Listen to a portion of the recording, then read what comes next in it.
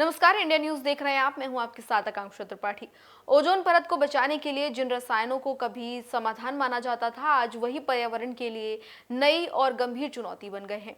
अब ये खुलासा जो है हालिया वैज्ञानिक रिसर्च की रिपोर्ट में हुआ है, जिसमें पता लगा है, साइंटिस्ट ने पता लगाया है कि सीएफसी को हटा के जो नया केमिकल यूज किया गया था, वो केमिकल अब खतरनाक साबित हो रहा है। एक समय था जब फ्रिज और एयर कंडीशनर में सीएफसी यानी कि क्लोरोफ्लोरोकार्बन का इस्तेमाल किया जाता था। बाद में साबित हुआ कि ये जो है ओजोन लेयर में छेद कर रहा है, जिसकी वजह से धरती पर हानिकारक अल्ट्रावायलेट रेज आ रही हैं, जिनकी वजह से लोगों को दिक्कतें हो रही हैं और स्किन प्रॉब्लम्स लोगों की बढ़ रही हैं।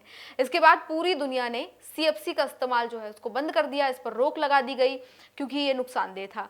ओजोन को बचाने के लिए वैज्ञानिकों ने इसके बाद एक नया विकल्प निकाला। जो विकल्प था वो था HCFC और HFC। ये दो रसायन ऐसे थे जिनको विकल्प के तौर पर यूज किया गया। इन विकल्पों को यूज करके सीएफसी को पूरी तरह से बंद किया गया।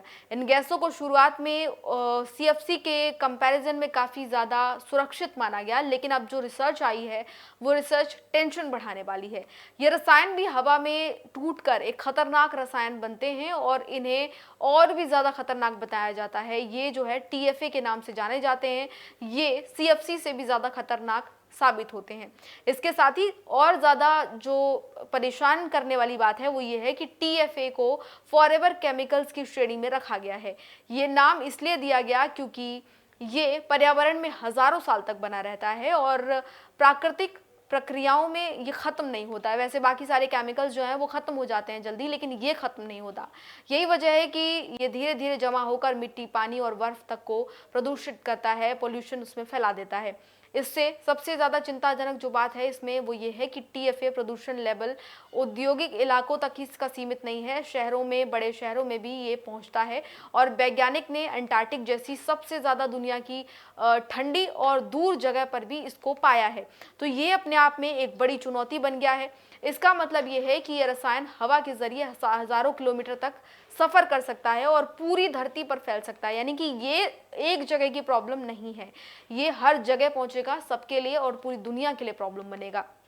रिसर्च में एक चीज़ और भी सामने आई है, वो ये है कि जो अंटार्कटिक क्षेत्र है उसको TFA लगातार वहाँ पर बढ़ रहा है और भविष्य में क्योंकि वहाँ पर बर्फ जमा हुई है और वहाँ पर पानी का स्रोत है, तो भविष्य में अगर ये जमा बना रहता है तो ये पानी के स्रोतों को भी दूषित करेगा, वहाँ पर प्रदूषण फैलाएगा। वैज्ञानिकों का कहना है कि ये समस्या किसी एक देश या फिर क्षेत्र की नहीं बल्कि वैश्विक संकट है और अब जरूरत यह है कि TFA जैसी फॉरएवर केमिकल पर भी गंभीर रिसर्च करनी चाहिए और इनके सुरक्षित विकल्प खोजे जाएं। साथ ही दुनिया के हर हिस्से में इन रसायनों के स्तर की निगरानी को प्राथमिकता दी जाए ताकि पर्यावरण को जो नुकसान हो रहा है उससे पर्यावरण बचाया जा सके। तो इस पर काम करना काफी ज्यादा जरूरी है। तो इस खबर में फिलहाल इतना ही। इसी तरह की तमाम अन्य जानकारियों के लिए देखते रहिए इंडिया न्यूज।